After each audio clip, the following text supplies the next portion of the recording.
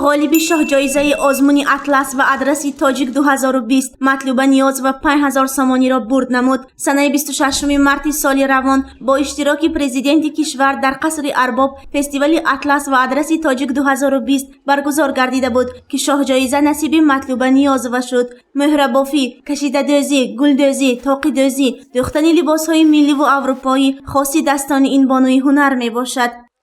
در چاره‌بینی فستیوال آزمونی اطلس و ادرس ولایتی اشتراک کردم و شاه جایزه نصیب من گردید.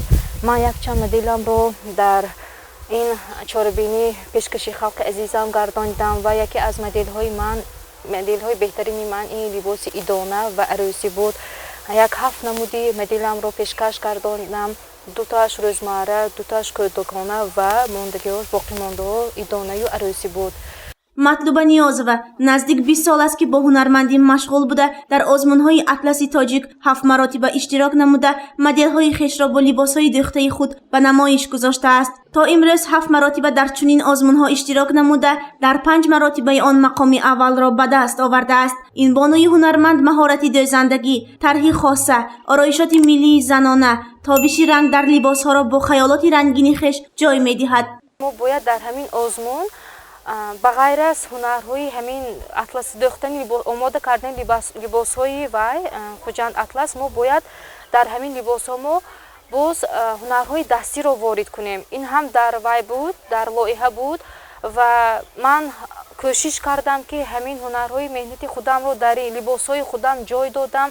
مطلوبه نیاز و زاده شهر خوجند بوده. در کالج طبی شهر خوجند همچون آموزگار فعالیت برده و دانشجو دختران کسب‌های ملی زنانه را می‌آموزاند. موصوف تا این زمان به شاگردانش نازکی‌های مهره بافی، کشیده دوزی، گل دوزی، طراحی و نوع‌های گوناگونی آرایشات با مهره در کرته‌های عروسی را آموزانیده است.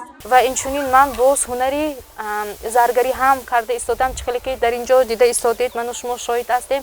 هر یک دانه آن را با یک انبارچه مخصوص هست که دانه آن را شمارش رو ما شماریده آن را ما پیوست کرده هر یک آن جواهر را برای عروسان پیشکش گرداندم. من هنرهای کشیده دوزی، دوزندگی، مهره بافی، یورمه زنی و دیگر هنرها را آموختم که من از این استادی خود خیلی افتخار می نمایم.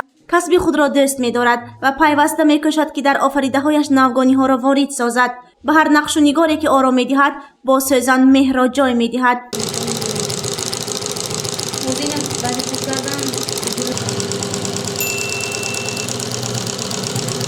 گزارش سومن حامید و نعیم جان ایوبوف برای برنامه اطلاعاتی خبر.